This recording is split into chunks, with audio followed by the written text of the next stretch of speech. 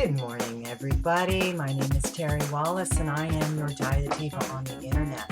Today's vlog I wanted to talk to you about is sugar. Yes, the carbohydrates.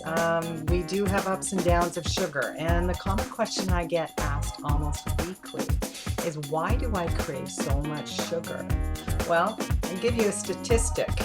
The average person consumes 130 pounds of sugar per year. 60 pounds of that sugar is refined. That is not good.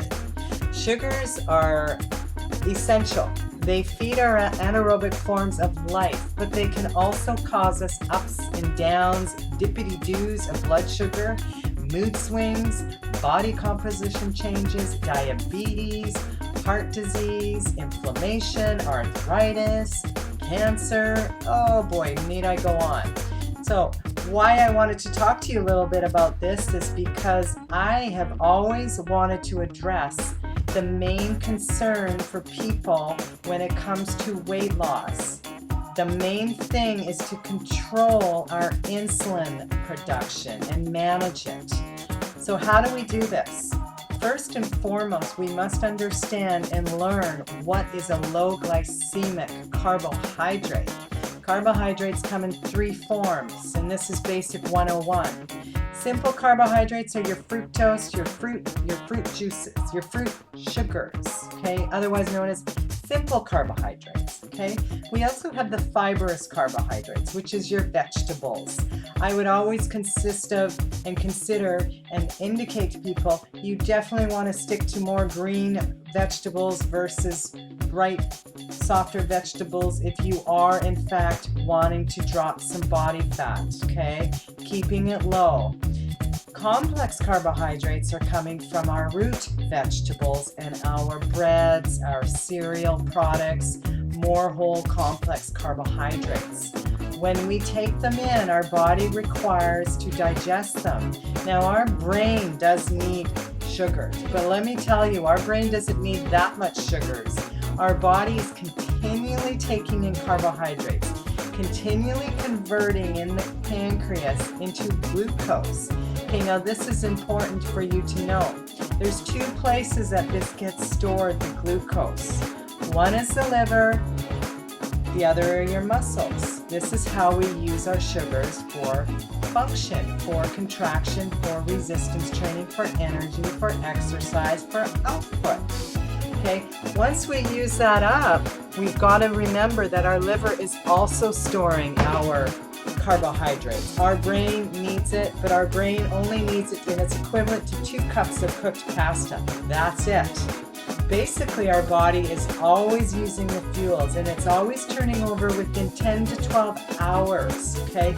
These reserves are continuing over the day. So one thing for sure is I like to teach people, how do we control the carbohydrates? How do we control and manage our blood sugars? So this is basically what I teach people, is how do you control insulin? And the key to everything, in my opinion, is insulin management. So whether we're storing it in the liver or in the muscle, you should know that the total capacity of carbohydrates is quite limited. It's about 60 to 90 grams per serving, which again is equivalent to about 2 cups of cooked pasta. That will represent the reserve, the capacity that the brain is working. It gets its carbohydrates, the liver is being filled, the muscles are being replenished, and then anything else. So if you're eating a plate of pasta, a glass of wine, that garlic bread, and then you're going to head into a piece of chocolate cake, realize that your pancreas cannot assimilate all of that. You will likely, and it will happen over time, it will get converted into fat. So because the liver has no place to dump it, nor the pancreas, and the muscles are already full, and particularly if you're eating at a certain time of the day, you will be setting yourself up for, over time, fat gain. Okay? Sugar itself will get converted into fat if it is not being used properly. And over time, our body will forgo stress. We understand every time we eat something, particularly carbohydrates, we want to make certain that we know how to control it. I'm going to give you some examples of how I control my sugars, and I'd like to suggest it back to you. First and foremost, the first part of your day, always make sure that you're getting a protein the first part of the day. This will set your blood sugar for an even pace. You will not have any spike of blood sugar and decrease of blood sugar. So first and foremost, protein is essential first part of the day, okay? If you're going to eat a carbohydrate such as a piece of bread, please make sure it's a high fiber bread.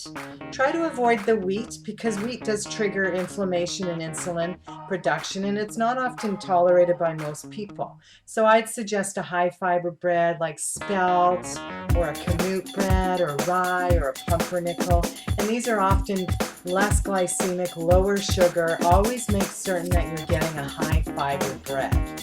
Add a little bit of a nut butter to that bread. That will add the protein and the fat.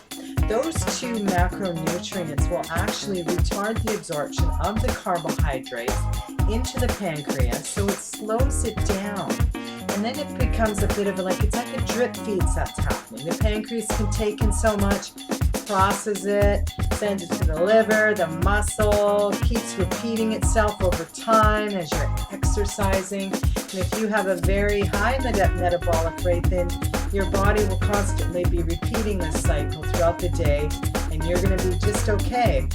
But some people have a disposition of a very sluggish metabolic rate. So that being said, I do suggest to people, don't eat a carbohydrate just on its own. I believe that some people will not tolerate it very well, and they're not quite understanding why are the sugar cravings becoming a real problem, and why is my body continually producing body fat? Why can I not lose it? So if you're struggling with the last 5 to 10 pounds, you may want to take note of your carbohydrates that you're eating. So first and foremost, learn low glycemic carbohydrates. This is an insertion in my book, and I do explain that. Combine your carbohydrate with a protein and a fat. For example, a piece of toast at breakfast is fine. High fiber toast, add a little nut butter like an almond butter or a natural peanut butter, and then have a protein with it. So whether it's egg whites or you're making a smoothie for yourself, whether it be a hemp-based protein or an isolate, combine your protein, even egg whites of some kind, anything at all, high protein, high fiber, low sugar, get the essential fat in there. That way you can assure yourself that you're constantly controlling the sugars. The key to everything is controlling sugar, okay? Now the other thing that I like to talk about is supplements. I have studied enough of supplements, and I can tell you a few tips that I would suggest. In fact, I would offer you a regime to help control the adrenals and the sugar cravings. First and foremost, I would suggest an adrenal support complex if you are struggling with adrenal exhaustion. And one particularly I do like is the AOR's product. Ortho Adapt it's called. I would recommend it as directed. It's one of my favorite products. I'm not here to sell products. I'm just here to give you some recommendations. You may want to increase your essential fatty acids, meaning try to incorporate more fats coming from fish, coming from a natural nut butter, seeds, nuts, avocados. I love the hemp seed because it's a balance of a 3, 6, 9. I likely take that almost every meal, every snack. I'm grazing on it, have a spoon of it. My blood sugar's dropping. I'm not reverting to sugar. I'm going to have some fats with it. I might even dip into my almond butter. So the fats itself will help control that, and it also helps hormonal production. The other thing that I like to offer you is learning how to take in the proteins with the carbohydrate is very important. The other thing, if I am craving sugar and I don't have any sugar in my diet, in fact I don't eat any fruit either, because it is a high fructose, and I have a situation with insulin resistance like most. One of my favorites, and I'll show you this little gem that I've discovered. This is one of my favorite products, and I use it daily with everything. In fact, I put it into my protein smoothies. I add it to my tea, and in the morning, if I do want a little coffee, I'll add this to my coffee. That's something I enjoy. It's stevia. It's very, very sweet. It's like 10 times sweeter than sugar. It's not sugar. It will support the pancreas. It will actually nourish it. It is derived from a herb, and you don't need much. This is a 30-gram jar, and it will probably last me about 6 months. You need like a pinch of it because it's so sweet. But if I have a little craving of sugar, I actually take a little bit and I dab it on my finger here, and I just put it on the tip of my tongue. That takes care of it. Trust me, try it. You'll love it. But again, don't go overboard because it's very, very, very sweet.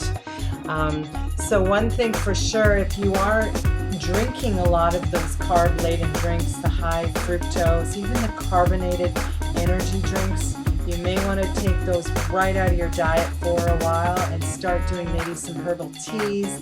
You might want to add the stevia for a little sweet, but constantly balancing out your blood sugar. Over time, you will notice that your sugar cravings will become less and less. But every time you get a craving, try to fight it with something of a protein. So go completely against it. Okay, don't feed your cravings with what you're craving. That will add fire to this vicious cycle, and you will become a yo-yo carbohydrate junkie.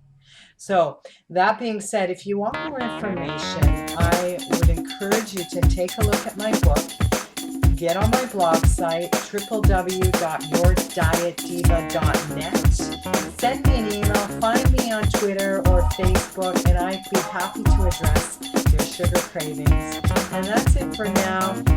Happy cravings from now on. Ensure your body, you want to get the protein, essential fats, drop your sugars on refined sugars, go for something naturally sweet, and I can assure you eventually over time you will be fighting no longer any more cravings of sugar.